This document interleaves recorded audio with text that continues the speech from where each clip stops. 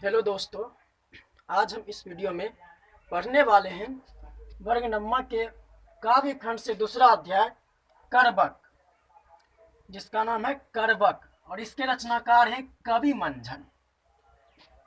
इसका रचनाकार कौन है? तो मंझन। तो ऐसा माना जाता है कि मंझन कवि के बारे में, इनके जीवन काल के बारे में ज़्यादा जानकारी मालूम नहीं है और इनका एक मुख्य रचना है मधुमालती, जो सबसे फेमस है। इसका रचना काल लगभग कितना है? 1545। इनके रचना की जो विषय है, मुख्य रूप से ये प्रेम को अपना विषय बनाते हैं और इस कवि का जो प्रवृत्ति है वो सूफीवाद है। आप शायद 7वां क्लास के इतिहास में भी सूफीवाद संतों के बारे में पढ़े होंगे। तो इनके प्रवृत्ति कैसा है? सूफीवाद। बात समझ रहे हैं?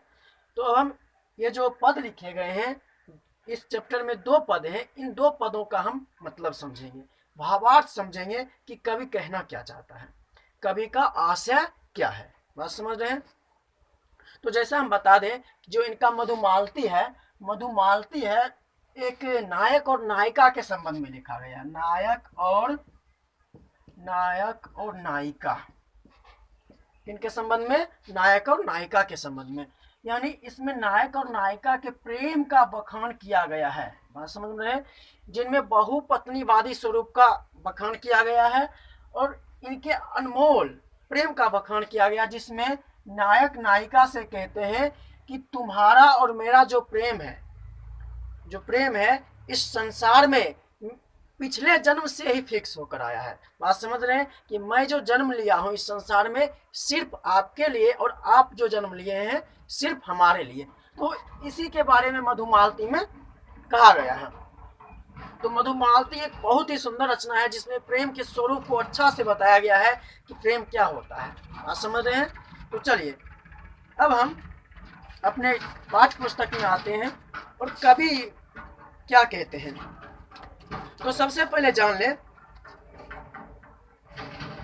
कि मतलब मधुमालती रचना के बारे में। उसके बाद कवि क्या कहते हैं कि प्रथम पद में ऐसा प्रतीत होता है जैसे मंझन अपना निवास स्थान छोड़ दूसरी जगह रहने लगे थे। मतलब ऐसा मालूम होता है कि मंझन जो है अपना निवास स्थान छोड़ कहाँ चले गए थे? दूसरे स्थान चले गए थे। मधुमालती में अपने संबंध में कहा है, तब हम हो दोसर बासा जबड़े पीते छोड़े कबिलासा। यानी बासा मतलब स्थान, अब हम दूसरे स्थान पर रहने लगे।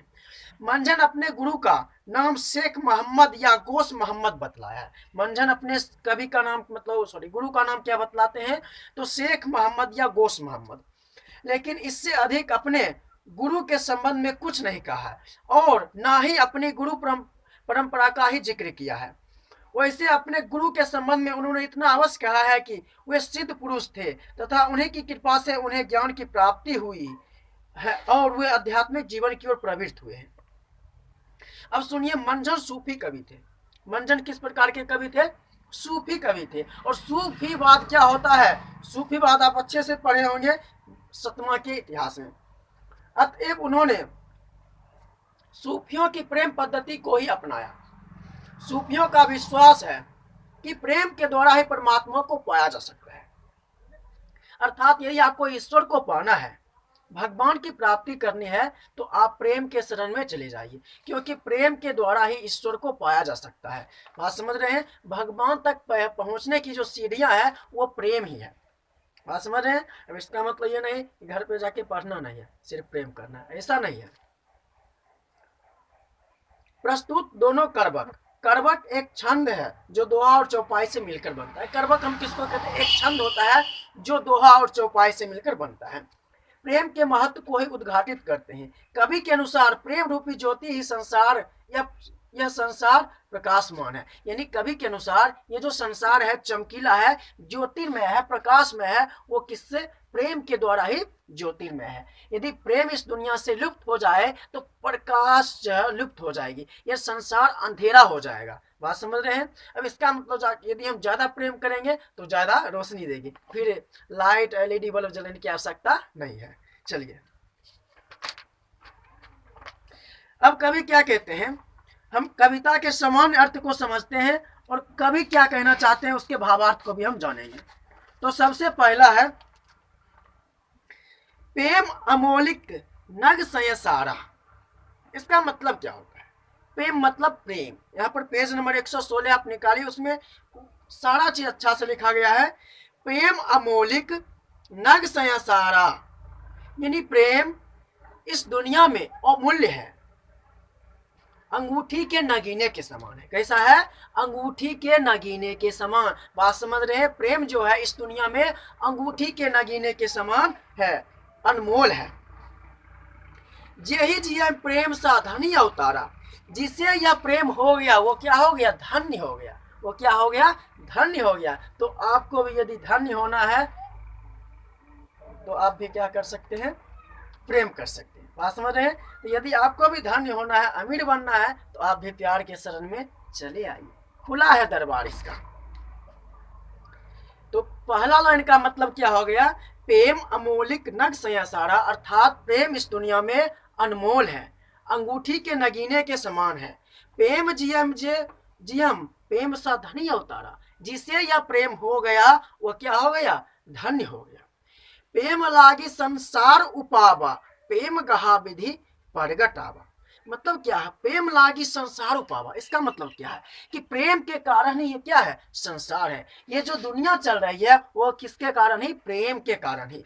प्रेम गहा विधि प्रगट आवा, इसका मतलब प्रेम की गहराई में जाकर ही ईश्वर को पाया जा सकता है। यदि आपको ईश्वर तक पहुंचना है, भगवान तक जाने की रास्ता ढूंढना है, तो आप प्रेम के शरण में चले आइए, आपको आसानी से भगवान मिल जाएगी। इसमें बहुत ही सुंदर से भगवता का प्रदर्शन किया गया है।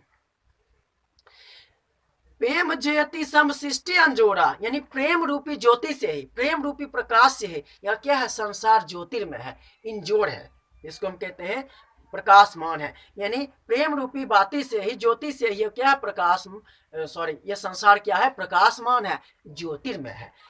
चलिए, दोसर ना प्रेम कर जोड़ा, यानी प्रेम के अलावा इस दुनिया में कोई तुलनात्मक चीज नहीं है। प्रेम के तुलना में सारा चीज क्या है? तुच्छ है। प्रेम के सामने में हर चीज क्या है? फीका है। धन दौलत शान शौकत, सारा चीज प्रेम के दुनिया में, रिश्ते रस्में रिवाज, सारे के सारे चीज क्या है? फीके हैं। बिरला कोई प्रेम सिर भागु, सो पावे यह प्रेम सुहागु। मतलब कहते हैं वो विरल होते हैं। प्रेम जो है क्या होता है? वो विरल होता है। सो पावे ये प्रेम सुहागु, और कहते हैं इस प्रेम को पाना क्या है? बड़ी ही सौभाग्य की बात है। तो इसका मतलब क्या होगा? बिरला जो कोई जाके सिर भागु, सो पावे यह प्रेम सुहागु, यानी प्रेम विरल होते हैं। प्रेम क्या होते हैं? विरल होते हैं, मतलब पारदर्शी होते हैं। और जो इस प्रेम को पा लिया है वह क्या हो गया है? तो सौभागी हो गया है, सौभाग्य हो गया। शबद ऊंच चाराहू जुग बाजा, प्रेम पंथ सिर देहु सो राजा। कहते हैं जो इस रास्ते में पंथ, मतलब शबद ऊंच चाराहू जुग बाजा, पम पंथ सिर, प्रेम पंथ सिर देहु सो राजा। इसमें कहते हैं चारों युग में, मतलब चारों युग में यही शब्द गुनगुनाई जाती है, यही शब्द बोले जाते हैं कि प्रेम के रास्ते में, पंथ मतलब यहाँ पर रास्ता है, कि प्रेम के रास्ते में जो अपना मन लगा दिया है वह क्या हो गया है? वह क्या हो गया है? राजा हो गया, धन्य हो गया है। तो प्रेम शब्द ऊंच चाराहू जुग बाजा, प्रेम पंथ सिर देव सो राजा, यानी प्रेम के रास्ते में जो अपना मन लगा दिए हैं वो क्या हो गए हैं? राजा हो गए हैं। प्रेम हाट चहुदिसवी है पसरी, गए बानी जो ले ले, लाहा औ फल गाहक जानी, डहकावे कोई। इसका मतलब देखिए क्या कहते हैं, कवि कहते हैं कि प्रेम चारों दिशाओं का क्या है? बाजार है। प्रेम क्या है? चारों दिशाओं का बाजार। प्रेम हाट चाहुदिशी है पसरी, चाह मतलब चाहुदिशी मतलब चारों दिशा। प्रेम रूपी हाट, प्रेम रूपी बाजार क्या है? चारों दिशाओं में पसरा हुआ है, और जो व्यापारी से लेना चाहते हैं आसानी से ले सकते हैं। लाहा और फल गाहक जानी डहकावे कोई। बात समझ रहे हैं? जो व्यापारी से प्राप्त करना चाहते हैं, इसे लेना चाहते हैं, वह किसी के डहकावे में, वह किसी के बहकावे में ना आवे। बात समझ रहे हैं? तो क्लियर हो गया। प्रथम जो पद था, इसमें कवि क्या कहना चाहते हैं, कवि के कहने का आशय क्या है, इस प्रथम पद का भावार्थ क्या है। तो कवि कहते हैं प्रेम अमोलिक नग से सारा, जेहि जियम प्रेम सा धनी अवतारा। यानी प्रेम इस दुनिया में अंगूठी के नगेने के समान है, और जो इस प्रेम को पा लिया है वह इस दुनिया में क्या हो गया है, धन्य हो गया है। प्रेम लागी संसार उपावा, प्रेम गहा विधि प्रगट आवा। यानी कहने का मतलब ये हो गया, प्रेम के कारण ये संसार क्या है, धन्य है। प्रेम के कारण ये संसार बसा हुआ है। प्रेम गहा विधि प्रगट आवा, और प्रेम के गहराई में जाकर ही इसे समझा जा सकता है, और प्रेम के गहराई में जाकर इसे समझा जा सकता है। प्रेम ज्योति सम सृष्टि अंजोड़ा, दोसर न पाव प्रेम कर जोड़ा। कि प्रेम रूपी प्रकाश से ही, प्रेम रूपी ज्योति से ही यह सृष्टि क्या है, इंजोड़ है। यह सृष्टि क्या है, इंजोड़ है। दोसर न पाव प्रेम का जोड़ा। इस दुनिया में प्रेम के तुलना में सारा चीज क्या है, तुच्छ है। बिरला कोई जाके सिर भागो, सो पावे यह प्रेम सुहागो। कहते हैं प्रेम क्या होते हैं, बिरल होते हैं, पारदर्शी होते हैं। सो पावे यह प्रेम सुहागो, और जो पा लेते प्रेम उसका क्या हो जाता है, सौभाग्य खिल जाता है। सबत ऊंच चाराहू जुग बाजा, प्रेम पंथ सिर दे सो राजा।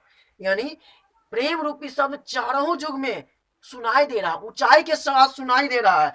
प्रेम पंथ सिर दे सो राजा। और प्रेम के रास्ते में जो अपना मन लगा दिया, जो अपना ध्यान दे दिया, वो क्या हो गया, राजा हो गया। तो यदि राजा बनना है तो क्या, जाके प्रेम करिए, कमाना उमाना नहीं है, बस प्रेम करते रहिए, राजा बन जाएंगे। बात समझ रहे हैं। चलिए, प्रेम हाट चहु दिसी है पसरी, गए बानी जे ले ले लाहा और फल गाहक जानी ढहकावे। प्रेम रूपी बाजार क्या है, चारों दिशाओं में पसरा हुआ है, और जो व्यापारी इसको लेना चाहते हैं वो ले ले, किसी के ढहकावे में, किसी के बहकावे में ना आवे। अब अगला नंबर हम सुनते हैं, अमर न होत कोई जग हारे, मरी जो मरे तेहु मिचू न मारे। कहते हैं इस दुनिया में कोई अमर नहीं है। इस दुनिया में क्या है, कोई अमर नहीं है। बात समझ रहे हैं, इस संसार में कोई भी अमर नहीं है। मारने से उसे मृत्यु भी नहीं मार पाती है, मारने से उसे मृत्यु भी नहीं मार पाती है। किसे, प्रेम के आगे सही जेही आचा, सो जग जन्मी काल से बाचा। यानी कहते हैं प्रेम के आग में जो तपा है, प्रेम के आग में जो जला है, प्रेम के शरण में जो जीव चला गया वो अपने आप उबर गया। सो जग जन्मी काल से बाचा। यानी बात समझ रहे हैं, प्रेम के आग में जो तपा है, प्रेम के काल से भी बच गया। यानी समझ गए, इसका मतलब क्या हुआ कि अमर न हो तो कोई जग हारे, मरी जो मरे तेहु मिछू न मारे। कहते हैं प्रेम के शरण में जो चला गया वो क्या हो गया, अमर हो गया। उसे चाह कर भी मृत्यु नहीं मार सकती है। प्रेम के आगे सही जही आचा, सो जग जन्मी काल से बचा। कहते हैं प्रेम के शरण में जो तप गया वह काल से भी क्या हुआ है, बच गया। प्रेम के आग में जो जल गया वो काल से भी, वह मृत्यु से भी, यम से भी क्या हुआ, बच गया। प्रेम सरनी जेऊ आपू बारे, सो ना करे काहू कर मारो। इसका मतलब क्या हुआ है कि प्रेम के रास्ते में जो चला गया है वो अपने आप उबर गया है।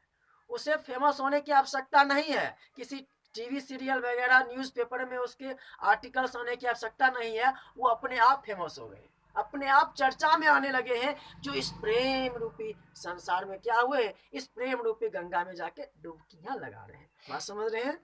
चलिए,